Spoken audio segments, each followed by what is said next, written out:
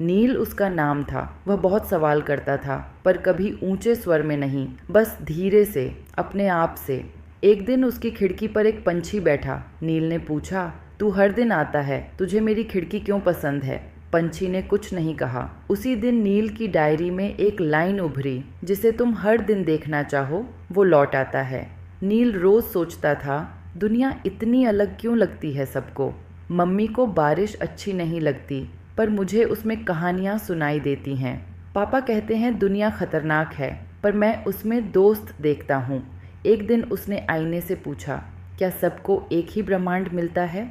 आईना चुप रहा, पर उसकी दीवार पर बैठी एक तितली दिखाई दी, जो सिर्फ खुशियों के पल में ही नील को दिखती थी।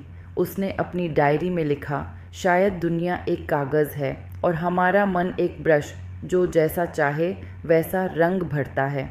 एक दिन क्लास में पूछा गया, ब्रह्मांड कैसा है? किसी ने कहा बहुत बड़ा, किसी ने कहा डरावना, किसी ने कहा अनोखा। नील ने कहा, ब्रह्मांड हर किसी के लिए वैसा है जैसा वो अपने अंदर महसूस करता है। अगर मैं दुखी हूँ तो सूरज भी मुझे चुभता है, और अगर मैं खुश हूँ तो अंधेरे में भी रोशनी मिल जाती है। क्लास हंसी, पर 2 दिन बाद टीचर आईने के पास आईं और बोलीं, जब मैं उदास थी तो मुझे सूरज भी धुंधला लग रहा था। अब समझ में आया, ब्रह्मांड शायद बाहर नहीं भीतर होता है। अब नील हर सुबह पूछता है, आज मैं कैसा ब्रह्मांड बनाना चाहता हूँ।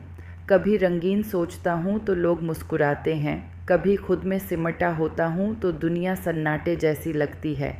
एक दिन उसने कहा, अगर तुम्हारा मन परेशान है तो बाहर की दुनिया भी उलझी लगेगी, लेकिन अगर तुम अपने अंदर सुकून लाओ तो बाहर की हर चीज़ बदल जाएगी। धीरे धीरे लोग कहते, यह बच्चा किसी अलग ग्रह से है, हर चीज़ को सोचने का तरीका बदल देता है। नील मुस्कुराता, शायद मैं अलग ग्रह से नहीं, बस अपने ही ब्रह्मांड से हूँ। हर इंसान एक ब्रह्मांड लेकर चलता है, जो उसके मन, विचार और कल्पना से बनता है। अगर मन में अंधेरा हो तो बाहर भी अंधेरा दिखता है, लेकिन अगर अंदर एक छोटी सी चिंगारी हो तो ब्रह्मांड भी चमक उठता है।